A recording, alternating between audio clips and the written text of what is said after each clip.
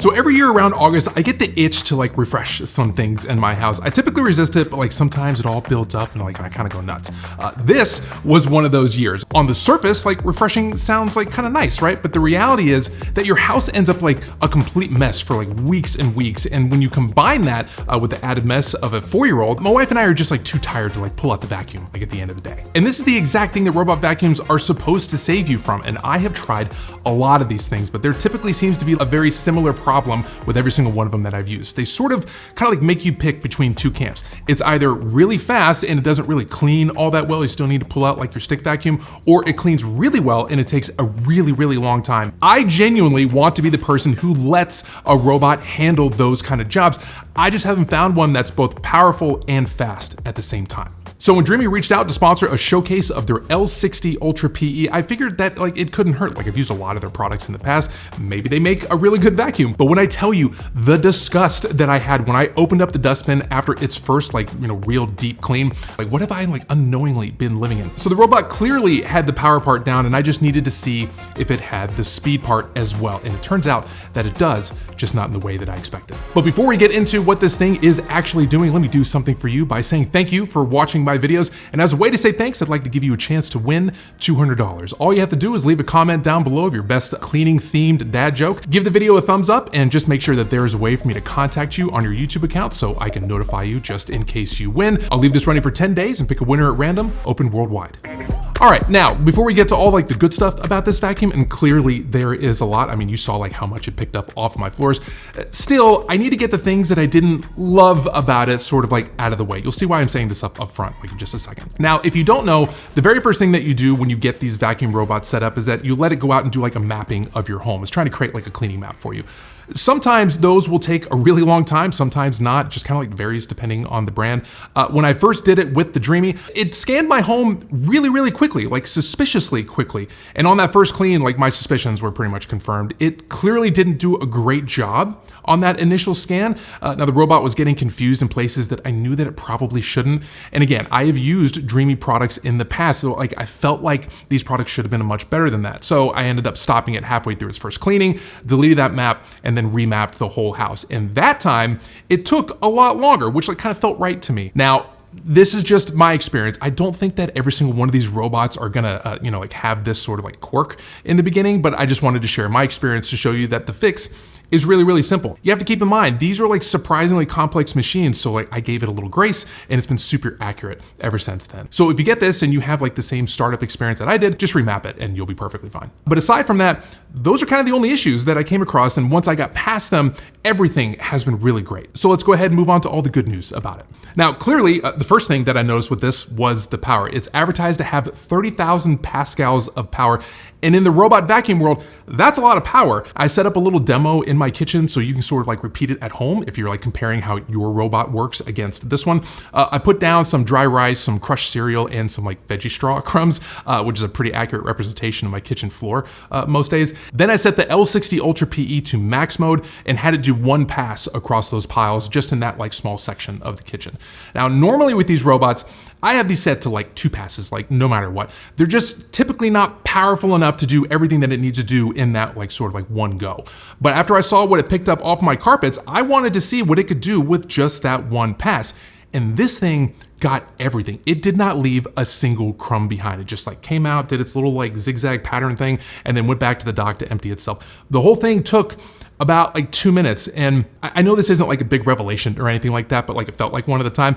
I realized that I was looking for something that was fast. I was looking for the speed, but I was thinking about the speed aspect all wrong. I didn't need the vacuum to be physically faster on the floor. I just needed it to do the right thing the first time without needing that second pass, cutting the cleaning time literally in half. That's where you're getting your speed from. You're getting your time back and making it so you have to do less of sort of like the extra in between cleaning yourself. So after that, I just like switched up my mindset and was like, okay, cool. Like what else can it do to save me some time? The first thing that came to mind was long hair. Now, my wife and daughter are a couple of golden retrievers, both in personality and in shedding. They both have long, thick hair and it just kind of like gets everywhere. Plus like it's blonde, so it kind of makes it really hard to see. So that's cool. But one of my least favorite chores that I willingly do involves getting out the scissors and cutting the tangled hair out of my upright vacuum's brushes. But the L60 Ultra PE uses what they call the Hyperstream Detangling Duo Brush, which is two rollers spinning in opposite directions instead of in the same direction. One's a soft bristle and a rubber mix that gets into floor gaps, and the other one is an all soft rubber for like lifting stuff off of the carpet. Now Dreame says that it can handle hair for up to like 30 centimeters before tangling. For my like non-metric viewers out there, that's like a little bit under 12 inches. But my wife and daughter's hair is well over that length, and I haven't had a single tangle in those brushes. In fact, I haven't had to cut any hair out of my upright vacuum since the PE has started sort of like taking care of things daily, both saving me time and allowing me a little bit more of a hands-free cleaning experience, which does not happen very often. Another minor annoyance in my house that I was hoping that this thing would take care of is like my house is like, it's laid out really weird. It's got like tons of corners, a bunch of like little small walls. There is just no shortage of like little edges in my home.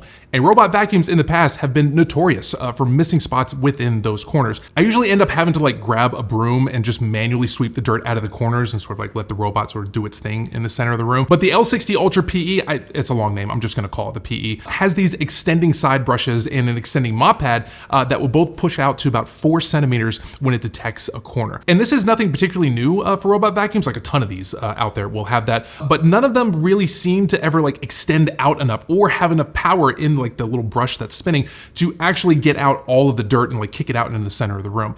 On the PE, power is not a problem. I haven't had to pull my broom out since I started using this robot again, making the whole cleaning process a little bit more hands-off for me.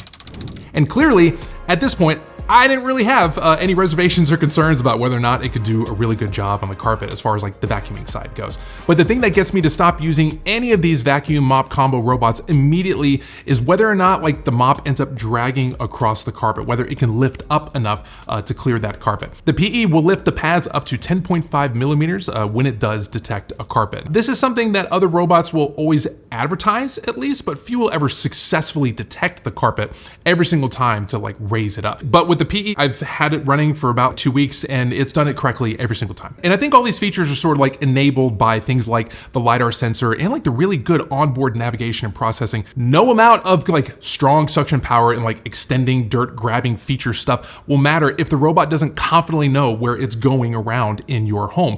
The single largest contributor to these robot vacuums runtime is that the robot just gets confused when it's trying to like navigate around your house. The PE robot was gliding through my house. Every single time that I thought that it was gonna run into something or go like slowly through a tight space, it would just turn at the last second or navigate through that gap with extreme confidence. It's not like the vacuum was like moving fast or anything like that. It's just that it wasn't stopping or guessing, again, cutting down its cleaning time. It also has obstacle avoidance, which works really well. Dreame says it recognizes over 220 types of household objects using AI and 3D structured light with LED lights on board to help in those like dim rooms. I'm not pretending to know exactly what this robot can and can't detect, but anything that I threw down in front of it, like it saw it right away.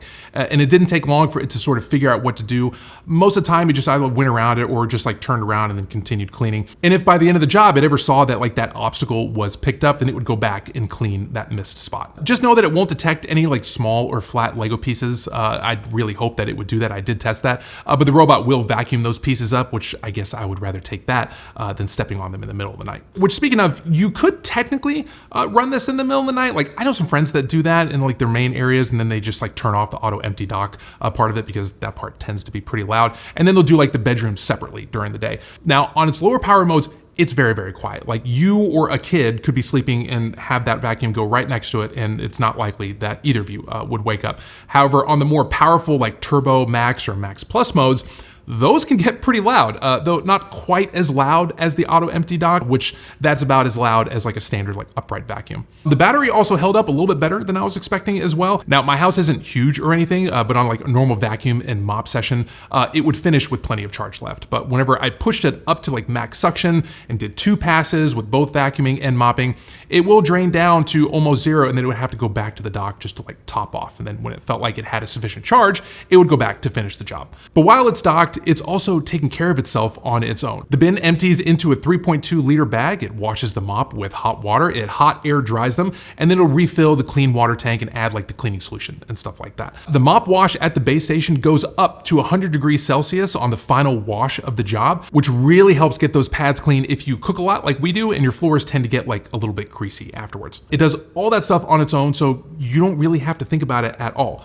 Now, this isn't the only robot that Dreame has. They have like this whole like, L60 robot series. Each of them is sort of like with their own features that may be a little bit better for you and your home. You may have like a slightly higher pile carpet, which in that case, you may need something like the L60 Pro Ultra, which will drop off the mop pads in the dock and then it will go vacuum without those. But the L60 Ultra PE kind of like sits in that like middle sweet spot of like features for the price. Now, I don't think that any robot vacuum that's out there fully replaces like a really good deep clean, but it certainly did a better job than my personal upright vacuum, apparently. My whole initial issue with all these robot vacuums in the past is just having to choose between fast and thorough. But on this, once I got past that first mapping, this was kind of like the first vacuum that I didn't feel like I had to choose. If you want to check out the Dreame L60 Ultra PE for yourself or any of their other products, all the links will be in the description down below. Thank you so much for watching, and I'll see you in the next one.